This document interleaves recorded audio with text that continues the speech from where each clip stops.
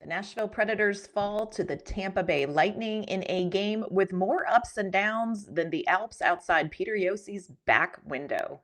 We're going to recap the 5-2 loss, talk about the players who showed up and those who didn't, and we're going to also talk about two sweet moments that almost made me cry. All that's coming up on today's Locked On Predators podcast.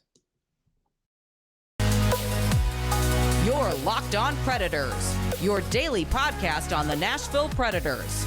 Part of the Locked On Podcast Network, your team every day.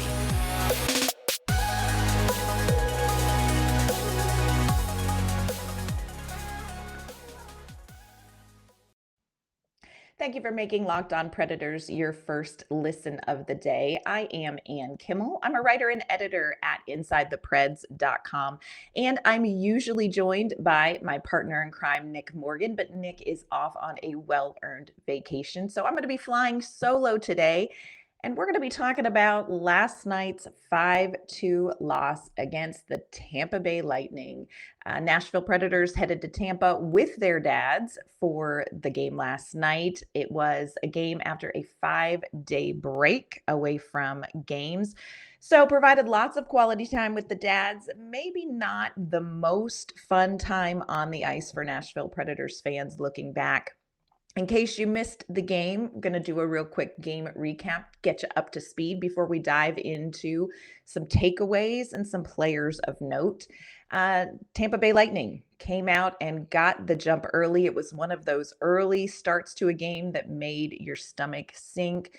Lightning went up 2-0 in the first 3 minutes. That's right, 3 minutes, 2-0.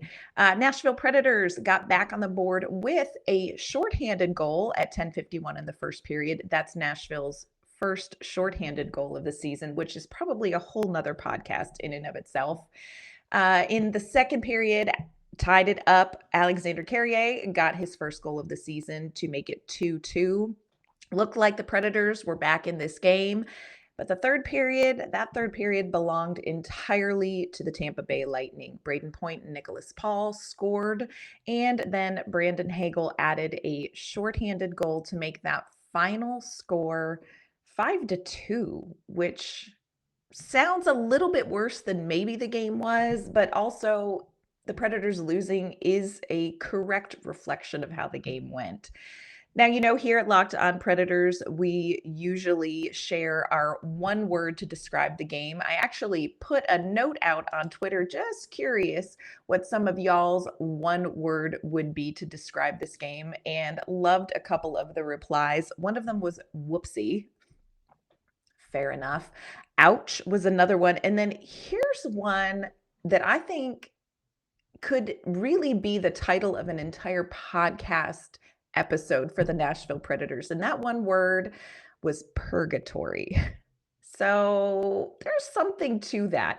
Also want to give a shout out. Thank you for your replies on Twitter. And also, y'all are so good at sticking to the rules with one word. Nick and I make the rules and then we consistently break the rules. And that's exactly what I'm going to go ahead and do with my one word to describe that 5-2 loss against Tampa Bay last night.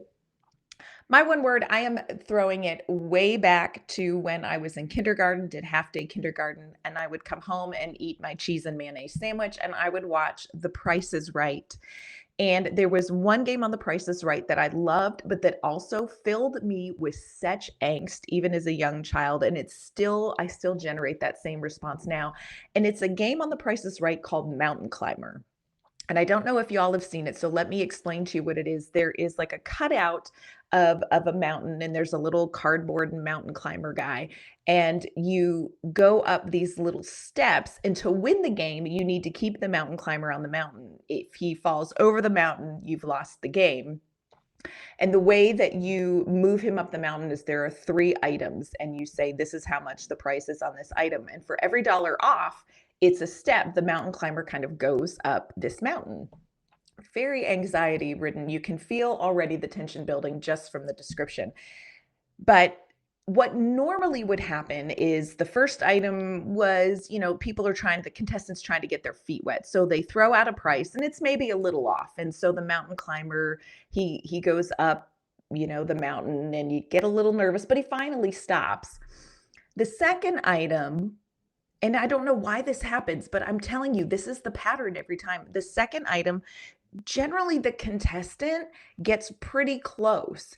And so the mountain climber just moves, just a couple of steps up the mountain, and you think, okay, we've got plenty of space to guess this third item.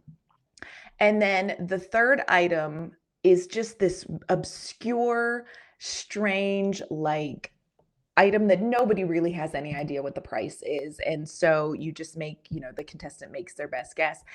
And as the mountain climber keeps moving up, because they're that many dollars off, and keep in mind, the whole thing that makes this tolerable is that the mountain climber yodels. So he yodi yodi yodi yodi. I swear to you, that's exactly what it sounds like.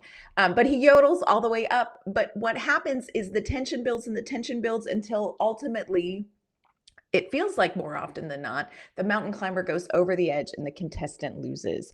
And I feel like that right there is exactly what happened with the Nashville Predators last night. They came out in the first period, and we're going to talk about what the problems were in the first period. Came out in the first period, they were a little bit off, so they got kind of up that mountain and closer to the cliff. Second period, the Predators came out, played a much better game, much more in control of the tempo and the pace, got back in this game. So, left themselves some space in the third period to maybe eke out a win. And then that third period, man, the Predators just guessed that price wrong. And Nashville yodeled themselves off that cliff. So my one word to describe that game is mountain climber from The Price is Right. That's pretty much how it went. This was a game that had momentum ups and downs, definitely had those highs and lows. You went into this game and you had some hope, and then the eventual drop off the end of the cliff as they lost again, 5-2, 5-2. So let's talk about what went wrong in this game for the Predators. I think the first thing that went wrong right out of the gate is that Nashville had a very slow start. And we talked about this, the Predators coming off of a scheduled 5-day break, quite unlike the unscheduled earlier 5-day break that they had when Bridgestone was flooded. But this was a scheduled 5-day break. Timing wise, lovely. Lots of extra time with the dads, and that's fantastic. But the rest time did not do them well. And you come off of these rest times, and one of two things can happen. It can be used for rest and recovery, and players can bounce back from that with like a hunger to get back to the game, to get back to competing. Or you can kind of come into the game and need time to shake off the rust and dust. And that's exactly what we saw with the Nashville Predators. This was a team that wasn't quite ready to get back on the ice and get up to game speed. And when you're playing the Tampa Bay Lightning, this is a team with huge offensive weapons. This is a team with a tremendous amount of speed. You have to be able to hit the ice running. It's a lot like an alarm clock. You have your sweet alarm clock that wakes you up to like the sound of like a woodland April rain shower, kind of a nice, gentle wake up. When you're playing the Tampa Bay Lightning off of a 5-day break, that alarm clock sound is a kid screaming, and you know that probably they've puked. Like, that's what this game was. And Nashville was not ready for that alarm. And Tampa Bay took advantage of it really quickly. 2 quick goals. One was on a breakaway. Kind of wish UC Soren would have had that one. And the other one was a power play goal that we've got to talk about. Nashville, dumb penalty early. A too many men on the ice penalty gave the 4th best power play in the league their chance on the man advantage. And of course, just to add salt to the wound, that power play goal scored by none other than Corey, I live in Anne's imaginary backpack of hockey grudges, Perry, also gave Steven Stamkos an assist, which continued his point streak to 12 games. So Nashville went down really quickly. First 3 minutes, they're down 2-0 because they had a slow start. And the Predators kind of worked their way out of it in the first, but by the end of the first period, they had been outshot 11-4. It took Nashville almost 10 minutes to get their first shot on net. So this was a really slow start for Nashville. And we have talked over the course of this season about 60 minutes of hockey. Nashville just was not ready to come out of that break and play 60 minutes of hockey. So slow start really hurt them right out of the gate. Another thing that really hurt them, the big guys did not get on the scoreboard last night. Mark Jankowski, Alexandre Carrier scored the 2 goals for the Predators. Forsberg Niederreiter had assists on Carrier's goal, but, really did not hear anything from Matt Duchene, didn't get on the board. Philip Forsberg had the assist, but just did not get a shot. And the other one that really I took note of was Ryan Johansson. Ryan Johansson actually had 0 shots last night. And we all know Ryan Johansson's game tends to be a pass first game, and he is exceptional at creating plays and setting players up. I understand that. But this is something we've talked about with Ryan Johansson in the past. You want to see Ryan Johansson shooting the puck more. Matt Duchene certainly trying, circling around the net, doing the best he can to generate some things. But the only players that got goals last night were Mark Jankowski and Alexandre Carrier.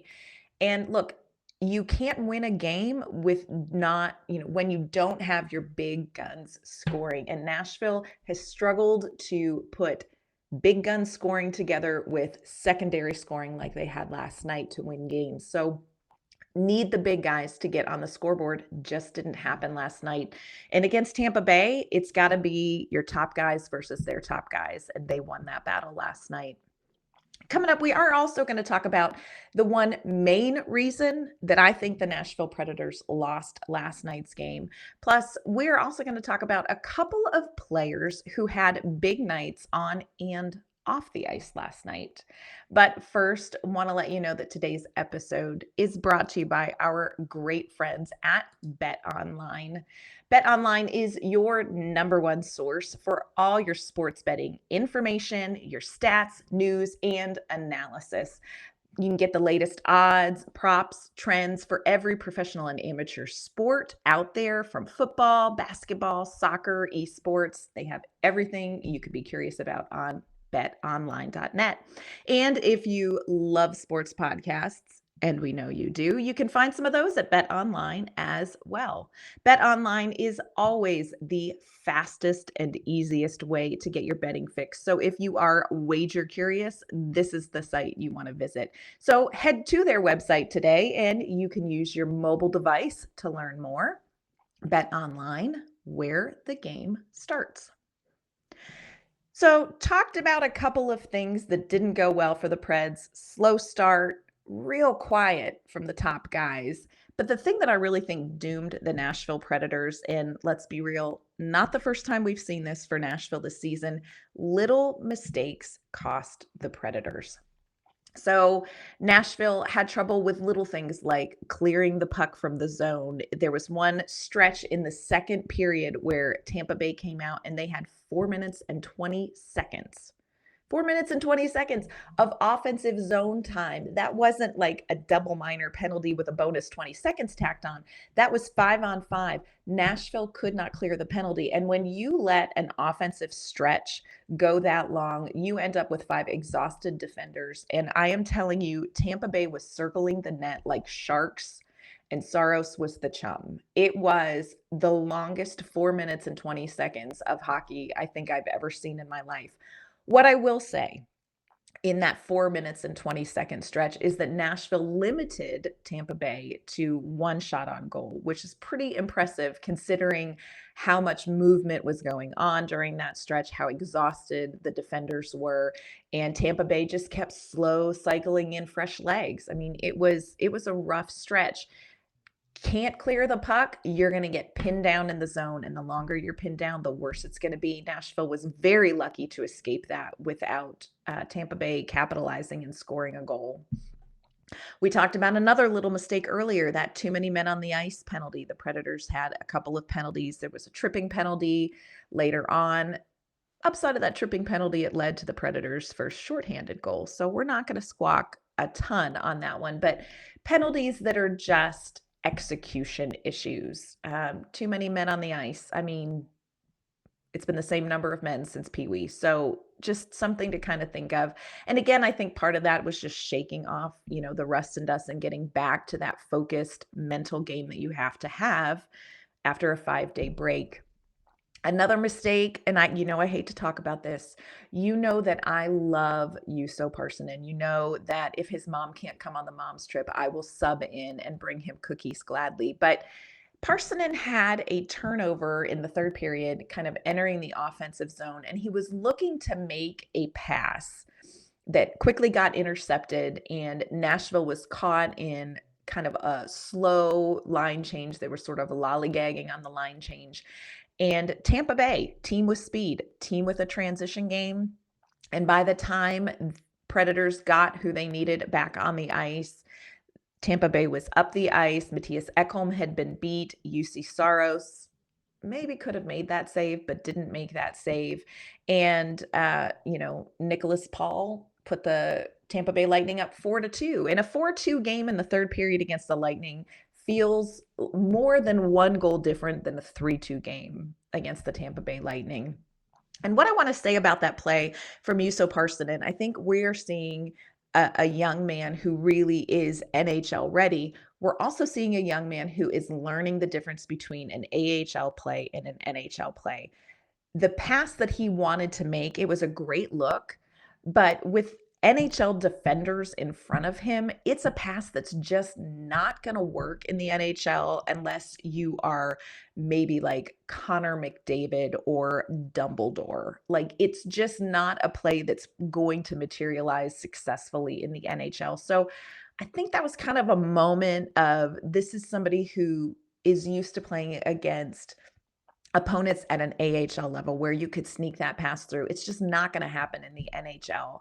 So it was just, growing pain for Parson, and he was clearly frustrated about the turnover, and again, he does a great job of Ted Lassoing. He's, be a goldfish, shortest memory, 10-second memory, be a goldfish. And he came out and, finished the game fine. But just little mistakes like that can change a game. And look, Tampa Bay did to Nashville last night what Detroit did to Tampa Bay Tuesday night.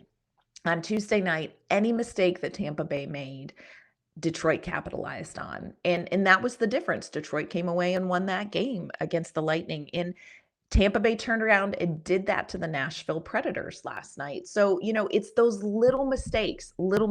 And my expectation is not a 100% perfect game by the Nashville Predators, but there are some of these mistakes. Too many men on the ice. Come on, y'all. You can clear that up. Slow starts. You got to be ready to play from first puck drop. And, little turnovers, lollygagging on line changes. Those are mental mistakes that the Predators have got to clear up. So I honestly think this was a game that, and it's so frustrating to say, this is a game that the Predators, even with some of those things, the slow start, the big guys not necessarily showing up, with goals in the first and second period, going into that third period tied, if you had eliminated some of those mistakes, this is a game that perhaps Nashville could have won. I mean, look, they beat New Jersey. So a little bit of a frustrating loss. Let's talk about players who had big nights on and off the ice. First of all, let us take a moment and let us give a shout out to Mr. Mark Jankowski. Mark Jankowski, he's played 11 games with the Predators. This is only his second goal last night. So he is not producing goals like Philip Forsberg or Matt Duchene. Also, don't think that's what the Nashville Predators need him to do. He really has come in and he's been sort of a filler guy who is contributing. He's doing what the Predators want him to do. And look, his job is not easy. Jankowski starts most of his games in the defensive zone. Last night, he was on a line with Michael McCarron and Cole Smith. They took 19 shifts. He had a little over 13 and a half minutes of ice time. But the play that I loved, he got the shorthanded goal, the first shorthanded goal for the Predators. Again, first shorthanded goal. Interesting fact, fun little fact. There were two teams in the NHL who had not scored shorthanded goals last night going into this game. Nashville Predators, Tampa Bay Lightning. both got shorthanded goals. So we've just wiped the slate clean for the NHL. You're welcome. But I love this play by Mark Jankowski. He's on the penalty kill. He's been good on the penalty kill. Got the puck skating down there, and he did such a great job of kind of looking off Elliott, the goaltender for Tampa Bay, and really making that shot work. So I want to give a shout out to Jankowski, and also love the fact that he got to do that while his dad was there. I'm a sucker for the mom and dad's trips. I'm just going to put it to you straight, sucker for those. I will say this, I did see Mark Jankowski, just the mom in me has to note that Mark Jankowski in the third period used some adult language when he was cross-checked in the side and the ref kind of stared at it and didn't call anything. That is not language, Mark Jankowski, that you're going to want to use on the mom's trip. But really good night for Mark Jankowski. And again, just want to say, look, he is not going to be your top line guy. He's not, but he is doing everything that John Hines wants from him to do. He's not making a ton of blatant mistakes. And so a good game from Jankowski and actually a terrific play on that shorthanded goal that, we've seen so many, we've seen shorthanded goals, we've seen breakaway goals that just couldn't finish. And I thought Jankowski did a great job looking off the goaltender and really making that play happen. So shout out to Mark Jankowski. The other one I want to give a shout out to is Alexandre Carrier, our other goal scorer. God bless Alexandre Carrier. He has really wanted to get more involved in the offense this season for the Nashville Predators. And as you watch him in games, you'll see that he is more times he is dropping down into the offense to kind of get into the play there. He also, bless his heart, is getting pushed around a lot, and that's irritating to me. He has had 24 shots in 21 games, and he, before last night, made absolutely 0 of them. Bless his heart. He has been snake bit this season, and I think it's probably felt like dog years, this stretch without a goal. Last night, finally got his first goal of the season, and credit to him, took a shot, followed up. There was a long rebound, followed up and got his own rebound and put it back in the net. Here is what is so sweet, and this was one of those moments that definitely made me verklempt. We found out during the game, he made that shot, and if you'll notice, you can watch the replay of the shot. He looked up and pointed at the booth in the suite where the dads were and found out that his grandfather passed away last week. So, you know what? Not an easy time for Carrier, and sometimes I think we can get on these podcasts and we can sit at home and we can watch these games and want these players to perform well and point out all the things that they do wrong and where they need to shape up. And I think sometimes we forget that athletes have grandfathers who pass away. And I know for us in our lives, those things are really hard and they're just as hard for these athletes. So really glad that Alexandre Carrier had that moment. So glad that his father was there to see that. I think that was a really special thing. And really glad to see Carrier get on the score sheet with his first goal of the season. And hopefully that's just going to kind of unleash a little something for him going forward. One other player that I want to talk about that really had kind of a special night last night that got me a little bit choked up, and I won't get choked up probably talking about it today, but I make no promises. We're going to talk about that today. I'm also going to talk about takeaways from last night's loss that the Predators have got to carry over into Saturday's game against the Ottawa Senators. We're going to talk about those two things in just a minute. But first, I want to thank you for making Locked On Predators your first listen today. For your second listen, you need to go check out Locked On Sports today. From the games that matter most to the biggest stories in sports, you get to go beyond the scoreboard and behind the scenes with insight that only local Locked On experts can provide to you. So you need to check out Locked On Sports today. It's available on this app, on YouTube, and wherever you get your favorite podcasts. So the other player I want to give a shout out to is Ryan Patrick McDonagh. Yesterday was proclaimed Ryan Patrick McDonagh Day in Tampa, and you can bet now that I know his middle name, I will be using it every time I talk about Ryan Patrick McDonagh.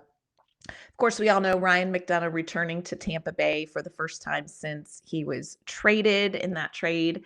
A whole emotional situation for McDonagh. I mean, he was asked to waive a no trade clause because of their financial situation. Tampa Bay did not necessarily want to part with him, but had to do it. So big feels when it comes to losing McDonagh. McDonagh went on the trip, could not play because of injury, took a puck to the face. We learned yesterday, um, before the game, an outlet in Tampa Bay talked with Ryan McDonagh and reported that he had to have a steel plate inserted in his cheek after taking the puck to the face. So they're saying McDonough's back in 2 to 4 weeks. I know that these guys rehab differently than, quote unquote, regular people do. I cannot imagine we'll see Ryan McDonagh in 2 weeks. Of course, we all want him back on the ice. Bottom line, Nashville's better with McDonagh on the ice. Don't know how that can happen. In the game last night, Tampa Bay, of course, played a tribute video to McDonagh. If you have not seen it, you can check it out on Twitter. I think Nashville Predators retweeted Tampa Bay's video. Their official site posted the video, and it is as sweet as the day is long. And they showed McDonagh clearly very emotional. I think big feels for Ryan Patrick McDonagh and his whole family. His dad was, they had a picture earlier of his dad talking to some of the Tampa Bay players as well. So, a big move for McDonagh, for his family, a sweet moment last night, and love how much the crowd appreciated Ryan McDonagh after that tribute video. You can say what you want about bringing in superstar players, and look, Ryan McDonagh is a fantastic defenseman, and Nashville's lucky to have him on the ice. He is a good man. He is a good man, and I think never underestimate the value of a good man in a locker room and on a team. So such a sweet moment for Ryan McDonagh. I'm not gonna lie, got totally choked up. Got choked up this morning watching the tribute video. The other thing that was shocking to me is poor Ryan McDonagh really has been through it. Very bruised, very swollen, very scary to see what he has had to go through after taking that puck to the face. So want to get him back on the ice, but just want to give a shout out to Ryan Patrick McDonagh. Hope that he heals up well. Jordan Gross came in for him. John Hines popped Jordan Gross just right in the spot with Yossi, where McDonagh's been playing and playing so well. I thought Jordan Gross had a really good game. He had a couple of great offensive looks, a couple great play generating chances, and defensively, I think he did fine. Bottom line is Roman Yossi is better with Ryan McDonagh there, but Jordan Gross came in, and I think he did a really good job, all things considered. But hey, shout out to Ryan Patrick McDonagh. December 8th will always and forever be in my heart Ryan Patrick McDonagh Day, even though I live in Nashville and not Tampa. So real quick, before we go, what can we learn from this game that the Predators need to take with them Saturday's game against the Ottawa Senators? Number one, y'all got to hit the ice running. I get it. It was a 5-day break. I understand that. Little thing to keep in the back of your mind, the Senators game Saturday is a matinee game. It is a 12:30 puck drop. So again, the Predators are going to be playing kind of out of the normal routine. Those boys are going to have to be ready to play some hockey earlier in the day. They have got to hit the ice running. Number two, you have got to get Forsberg, Duchesne, and Yossi on that score sheet, and it's got to happen right away. Niederreiter, Johansson, I'm not going to be super picky about which one of the big guys does it, but the big guys have got to show up and be involved in generating offensive chances and honestly just finish those. So the Predators got to have the big guys scoring. Number three, do not give up easy chances. And I'm not just talking about the mistakes that they made against Tampa Bay that they cannot repeat against the Ottawa Senators, but also limit those high danger chances. I went back in and looked at the shot maps after last night's game. The slot for Tampa Bay was lit up like a Christmas tree, y'all. Lit up like a Christmas tree. I always say the slot is not lava. Defenders are allowed in there. Like, jump on in there. It will not burn your skates. So limit those high danger chances, eliminate some of the just easy mistakes to eliminate in this game. Again, facing Ottawa Senators. Friends, this is a must-win game. Several episodes ago, Nick and I took a look at the December schedule, and it is a gauntlet for the Nashville Predators. This is nothing easy about this game. or this month. But I thought Nick had a great point in the sense that the must-win games in December are games like tomorrow's game. Nashville Predators were very fortunate. They got 2 points against the New Jersey Devils. They got 2 points against the Islanders. They competed okay against Tampa Bay and perhaps could have eked out some points there. They didn't, and that's ultimately all that matters. But it's games against teams like the Ottawa Senators that are must win for the Predators. These are 2 points Nashville must have. This is a must win game.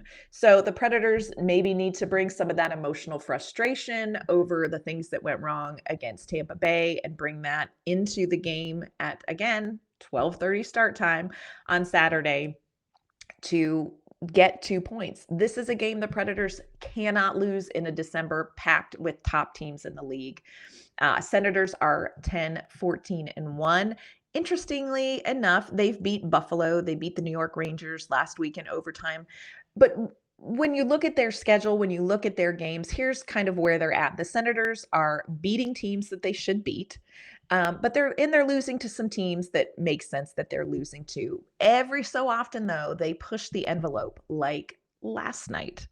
Last night, the Ottawa Senators took the Dallas Stars, my friends, the Dallas Stars to overtime. They did lose in overtime, but they were down 2 goals early, came back to tie it up and get the lead. Dallas, tied the game up in, I think, the last minute of the third period, and then came in and won it in overtime. But this is an Ottawa Senators team that when they're going and playing well, they're competing against teams like Dallas. So Nashville cannot take this game for granted by any means.